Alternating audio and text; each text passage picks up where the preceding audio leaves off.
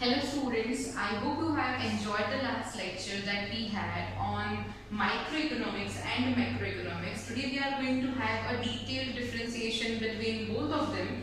So आज हम लोग शुरू करने वाले हैं कि माइक्रोइकोनॉमिक्स और मैक्रोइकोनॉमिक्स के बीच में क्या डिफरेंशिएशन होता है। सबसे पहले हम लोग इसको शुरू करें उससे पहले फटाफट से थोड़ा सा क्विक रिवीजन ले लेते हैं। माइक्रोइकोनॉमिक्स में मतलब हम लोग क्या पढ़े थे, जहाँ पे हम लोग इंडिविजुअल लेवल पे इंडिविजुअल यूनिट के बारे में स्टडी कर रहे हैं, इंडिविजुअल यूनिट की बात कर रहे हैं, तब हम लोग उसको बोलेंगे microeconomics. It can be individual unit और group of individual units, right. But macroeconomics में we are talking about the nation wide units, like national level पे कोई भी चीज की हम लोग जब बात करेंगे तब उसको हम लोग बोलेंगे मैक्रोइकोनॉमिक्स। फॉर एग्जांपल हम लोगों ने लिया था कि एक फैमिली की जो सॉल्ट की डिमांड है और सामने पूरे कंट्री की जो एग्रीगेट डिमांड है सॉल्ट की, उसको हम लोग क्या बोलेंगे, मैक्रो, और एक फैमिली की डिमांड को बोलेंगे हम लोग माइक्रो इकोनॉमिक्स, राइट। ओके, फटाफट से हम लोग अब डिफरेंशिएशन रीड करना शुरू करते हैं। एंड ऑल्सो लाइक आपको टेक्स्ट बुक में उसका डिफरेंशिएशन दिया ही है, बट उसको अच्छे से याद रखने के लिए मैंने आपको यहाँ पे पॉइंट्स बना के दिए, so that you can just memorise the differentiation very easily. तो आपको फटाफट से सिर्फ एक बार आप अपनी नोटबुक में ये पॉइंट्स को लिख लो, बिकॉज उसमें जो टेक्स्ट बुक में आपको डिफरेंशिएशन दिया है that is a very detailed one, और आपको अगर उसको सिर्फ पॉइंट वाइज याद करना है at the time of exams, then these notes can be very much useful to all of you. So एक बार please just note down this differentiation in your textbooks, okay? And I will just take a pause over here, so you can just take a screenshot of this, okay? Yeah. Okay. So now we will first of all read the differentiation. Microeconomics. Microeconomics studies economic relationships or economic problems at the level of an individual firm or an individual household or an individual consumer. यहाँ पे हम लोगों को क्या बोला है कि जो माइक्रो इकोनॉमिक्स है वो क्या स्टडी करता है, इकोनॉमिक रिलेशनशिप या फिर प्रॉब्लम्स, कौन से लेवल पे, eight the level of an individual, कौन से लेवल पर, इंडिविजुअल लेवल पर। एन इंडिविजुअल फर्म हो सकता है या फिर हाउस होल्ड हो सकता है या फिर कंज्यूमर हो सकता है, बट वो क्या स्टडी करता है, रिलेशनशिप, जो इकोनॉमिक रिलेशनशिप या फिर प्रॉब्लम्स है, और कौन से लेवल पर है, इंडिविजुअल लेवल पर। इंडिविजुअल लेवल पे कौन कौन से हो सकते हैं, या तो इंडिविजुअल फर्म के हो सकते हैं, हाउस होल्ड के हो सकते हैं, या फिर इंडिविजुअल कंज्यूमर के हो सकते हैं, right. I hope we all are clear till this point. And यहाँ पे हम लोग देखते हैं macro economics studies economic relationship और economic problems at the level of the economy as a whole। यहाँ पे आपको बोला है कि मैक्रो इकोनॉमिक्स जो है तो विच स्टडीज इकोनॉमिक रिलेशनशिप्स और economic problems at the level of economy as a whole. मतलब हम लोग बोल सकते हैं कि नेशन वाइड जो प्रॉब्लम्स चल रहा है उसको हम लोग यहाँ पे कंसिडर करेंगे। First point is very simple, क्या वो आपको ये याद रखना है कि फर्स्ट पॉइंट में microeconomic studies economic relationship और economic problems at the level of individual firm, individual consumer और इंडिविजुअल हाउसहोल्ड। ओके, यहाँ पे macroeconomics studies economic relationship और economic problems at the level of the economy as a whole. First point we all are clear with it, right? Okay. Second, microeconomics is basically concerned with determination of output and price for an individual firm or industry. Accordingly, microeconomics is briefly referred to as the theory of price। यहाँ पे बहुत ही एक important point हमको बोला है, ये किसके साथ concerned है, ये concerned है output of an individual, output of what individual। यहाँ पे हम लोग प्राइसिंग थ्योरी की बात करेंगे। प्राइसिंग थ्योरी क्या होती है कि हम खुद ही प्रोडक्ट को जब प्रोड्यूस करते हैं तो उसका हम प्राइसिंग करते हैं, ठीक है। फॉर एग्जाम्पल हम लोगों ने ये मार्कर का प्रोडक्शन किया, ये मार्कर को जब हम प्रोडक्शन करेंगे, अभी आपको मार्केट में उसका एमआरपी मिलता है 25-30 rupees what ever the prices, but जब वो हम प्रोडक्ट प्रोड्यूस करते हैं तब जो इंडिविजुअल लेवल पे ये जो भी कंपनी की मार्कर है वो कंपनी वाले अपनी इंडिविजुअल फर्म के लेवल पर उसका प्राइसिंग करेंगे, राइट। इसको हम लोग बोलते हैं थ्योरी ऑफ प्राइस। और थ्योरी ऑफ प्राइस का डिटेल एक्सप्लेनेशन आपको अगले वाले चैप्टर्स में पढ़ने को मिलेगा, तब तक आप सिर्फ इतना यहाँ पे याद रख सकते हो। यहाँ पे क्या है, ये कौन सी चीज से कंसर्न है micro economics, it is concern with output of individual. For example यहाँ पे वो लोग बोल रहे हैं कि मैं अगर ये जो मार्कर पेन्स है उसको मैं प्रोड्यूस करती हूँ, उसका मैं प्रोडक्शन हैंडल कर रही हूँ, तो मैं कितनी मार्कर पेन्स को through out the year production उसका कर सकती हूँ। वो मेरी इंडिविजुअल आउटपुट की कैपेसिटी है, right. So micro economics is concern with individuals output, okay. तो यहाँ पे हम लोग क्या करेंगे, individual concern with output of individual. इसमें आप लोगों को कौन सी थ्योरी याद रखनी है, थ्योरी ऑफ प्राइस। फिर यहाँ पे आते हैं मैक्रो इकोनॉमिक्स के ऊपर। Macro economics is basically concerned with determination of aggregate output and general price level in the economy as a whole. Accordingly, macroeconomics is briefly referred to as the theory of income and employment. यहाँ पे हम लोगों ने क्या किया, यहाँ पे मैं सिर्फ एक अकेली प्रोड्यूसर थी, उसके बारे में हम लोगों ने बात की। यहाँ पर मेरे अलावा जितने भी और प्रोड्यूसर्स हैं ना, who are producing this marker pen, we are talking about them all, okay। हम लोग सब साथ में मिला के कितनी यहाँ पे ये मार्कर पेन्स को प्रोड्यूस कर सकते हैं, उसके ऊपर we need to focus, okay.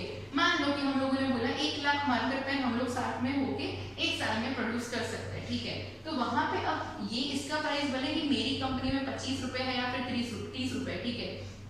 अगर आप उसके दूसरी कंपनी में जाओगे तो आपको प्राइस का वेरिएशन मिलेगा, बट जो जनरल लेवल है प्राइस का वो डिसाइड कौन करता है, यहाँ पे मैक्रो लेवल पे होता है, ठीक है। और मैक्रो लेवल पे इसीलिए वो वहाँ पे ज्यादा से ज्यादा कंसर्न किस चीज के बारे में होता है, income and employment, national level के इश्यूज जो है जिनको उनको रिसॉल्व करना है, तो यहाँ पे वो लोग कंसर्न होते हैं इनकम एंड एम्प्लॉयमेंट से, ठीक है। यहाँ पे हमको थोड़ा स्मॉलर स्केल के ऊपर पिक्चर देखना है, यहाँ पे हमको लार्जर स्केल की पिक्चर की वो लोग बात कर रहे हैं, राइट। So यहाँ पे they were only concerned about the output of individual, यहाँ पे they are concerned about the output of aggregate, like the aggregate output। वो aggregate output क्या होता है, सबका मिला के, सबका एक साथ टोटल करके जो आपका आउटपुट मिलता है, that is called aggregate output, ठीक है। और यहाँ पे कौन सी theory, theory of income and employment, यहाँ पे theory of price, you can remember, okay. Moving to the next point, study of microeconomics assumes that macro variables remain constant. As example, it is assumed that aggregate output is given while we are studying determination of output and price of an individual firm or industry.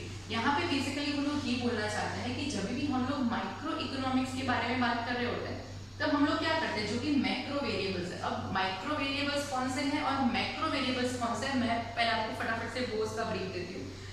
Price जो है that is micro variable, और उसके अलावा जितने भी variables है उसमें आप इनकम ले लो, उसमें आप test and preferences of consumers ले लो, फिर आप पॉपुलेशन ले लो, वो सारे भी जितने अदर फैक्टर्स है वो सारे होते हैं मैक्रो वेरिएबल्स, ओके। जब हम माइक्रो की स्टडी करते हैं तो हमको कोई भी थ्योरम को, तो कोई भी प्रिंसिपल को अगर राइट प्रूव करना है, राइट, तो हमको क्या करना पड़ता है, माइक्रो जो वेरिएबल्स है उसको हम लोग अज्यूम करते हैं that they are constant. For example, अगर मुझे यहाँ पे लॉ ऑफ डिमांड की अगर मैं बात करूँ, ठीक है, तो मुझे सिर्फ देखना है कि in order with price how my demand has responded. अगर मेरी प्राइस जो है वो कम हुई तो मेरी डिमांड में क्या फर्क आया, और मेरी प्राइस बढ़ने से मेरी डिमांड में क्या फर्क आया। मुझे सिर्फ प्राइस के कॉन्टेक्स्ट में वो इन्फॉर्मेशन चाहिए, मुझे बाकी के कोई फैक्टर से कोई लेना देना नहीं है। So what will we do, हम लोग उसके बाकी के जितने भी फैक्टर्स हैं we will assume them to be constant. उसके बाद जो हमको ट्रेंड मिलता है उसको हम लोग बोलते हैं micro economics law of demand, जिसमें हम लोग we assume the macro variables to be constant, okay. Same यहाँ पे जो चीज यहाँ पे की थी उसको उल्टा करके यहाँ पे करना है। यहाँ पे जब मैक्रो इकोनॉमिक्स की बात करते हैं तो हम लोग माइक्रो जो वेरिएबल्स है ना हम उसको अज्यूम कर लेते हैं कि दे आर कांस्टेंट। मतलब क्या है कि प्राइस सेम है फिर भी अगर डिमांड में इतने बड़े बड़े चेंजेस आ रहे हैं तो वो किसकी वजह से आ रहे हैं, and we are focusing on those point of view, okay. यहाँ पे फॉर एग्जांपल सैनिटाइजर की बात करें तो सैनिटाइजर का प्राइस पहले जो था अभी भी वही प्राइस है, बट उसका जो डिमांड है वो बहुत ज्यादा बढ़ गया, ठीक है। तो उसमें जो मैक्रो लेवल के फैक्टर्स होते हैं ना वो काम करते हैं, एंड इसीलिए हम लोग यहाँ पे क्या करते हैं, माइक्रो लेवल के जो भी वेरिएबल्स हैं we assume them to be constant, okay. फटाफट से फर्स्ट पॉइंट में क्या हम लोगों ने रीड किया था, स्टडीज इकोनॉमिक रिलेशनशिप और problems of the level of an individual, eight the level of an individual. यहाँ पे हम कौन से लेवल की प्रॉब्लम और रिलेशनशिप को स्टडी करेंगे, at the level of economy as a whole. यहाँ पे हम लोग कंसर्न कौन सी चीज की है, आउटपुट ऑफ इंडिविजुअल, राइट। यहाँ पे हम लोग कंसर्न किससे है, एग्रीगेट आउटपुट से हम लोग कंसर्न है।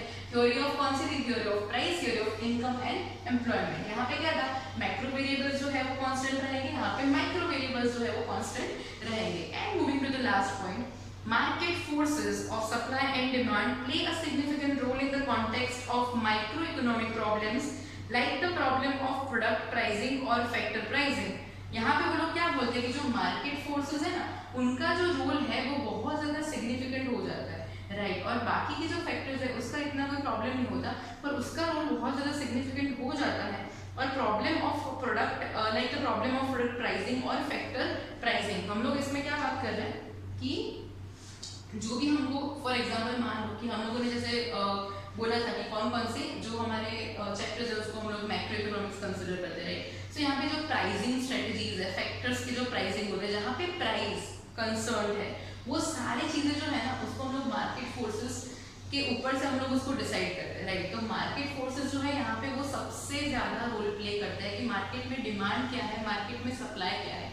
मार्केट फोर्सेस मतलब क्या, जो डिमांड सप्लाई का जो चेन होता है ना, वो यहाँ पे सबसे ज्यादा हमको इफेक्ट करता है। इसीलिए market forces play a significant role, because यहाँ पे हम छोटे लेवल पे बात कर रहे हैं, राइट। फॉर एग्जाम्पल यहाँ पे अगर मार्केट फोर्सेस की बात चल रही है तो अभी अभी आपको जैसे पता है कि सब कुछ डिजिटलाइज होना शुरू हो रहा है, ठीक है। सो जो छोटे छोटे वेंडर्स है कि who have not yet shifted to the digital industry, who have not yet shifted to the digital adaptation of the technology, right? So they are on the edge of losing their businesses and losing their profession, right? तो वो सब क्यों होता है, because market forces, market में demand कौन सी चीज की है, डिजिटलाइज चाहिए, सबको घर बैठे हर एक चीज को चाहिए होता है, उनको ईज चाहिए, राइट। और वो ईज उनको डिजिटल प्लेटफॉर्म्स प्रोवाइड करता है, एंड यहाँ पे उनको वहाँ पे शॉप में जाना पड़ता है, ट्रांसपोर्टेशन का कॉस्ट लग जाता है, वहाँ पे फिर वापस आने का cost, they just get tired, it takes lot of their time. तो ये सब जो फैक्टर्स है ना, दीज आर मार्केट फोर्सेस, जो उसकी वजह से डिमांड पे जो इफेक्ट आता है, that can be consider as market force. और यहाँ पे मार्केट जो फोर्स है उसका रोल जो होता है वो काफी सिग्निफिकेंट होता है। एंड यहाँ पे जो गवर्नमेंट पॉलिसीज है उसका रोल बहुत ज्यादा सिग्निफिकेंट होता है।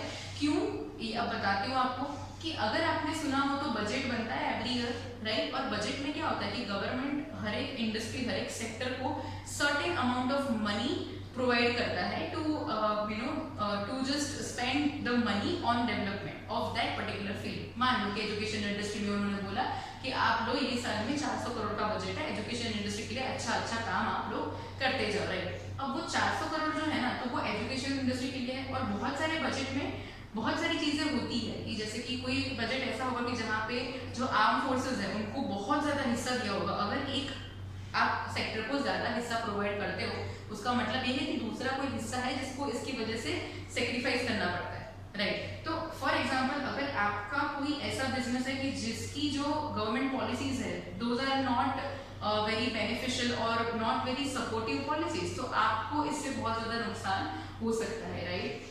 जैसे कि फॉर एग्जांपल जीएसटी वाले टाइम पे आपने देखा होगा कि जीएसटी के टाइम ना पूरा गवर्नमेंट का नया टैक्स स्ट्रक्चर इंट्रोड्यूस हुआ था, राइट। उस टैक्स स्ट्रक्चर में किन किन लोगों को ज्यादा से ज्यादा नुकसान हुआ, तो जो भी कॉस्मेटिक प्रोडक्ट्स जो है, ब्यूटी प्रोडक्ट्स जो है, राइट, फिर लग्जरी आइटम्स है, तो उसके ऊपर टैक्स बहुत ज्यादा गवर्नमेंट ने लगा दिया। So government policies were not friendly of those products of those companies. So इसकी वजह से यहाँ पे गवर्नमेंट पॉलिसीज जो है ना वो बहुत ज्यादा सिग्निफिकेंट रोल प्ले करती है, ठीक है। बिकॉज जब हम बड़े लेवल पे बात कर रहे हैं तो government, because nation as a whole we are considering issues के लिए भी हम लोग नेशन एज अ होल ले रहे हैं। सो यहाँ पे गवर्नमेंट पॉलिसीज में कुछ भी चेंज आएगा सो उसका एक बहुत ज्यादा इम्पैक्ट हमारी चीजों के ऊपर हो सकता है। तो यहाँ पे क्या था, market forces play significant role, and यहाँ पे government policies play significant role. I hope you all are clear with this differentiation, it is very important question and you just need to write these points down, and if you don't understand anything then just feel free to contact me. Okay, so till then take care, tada.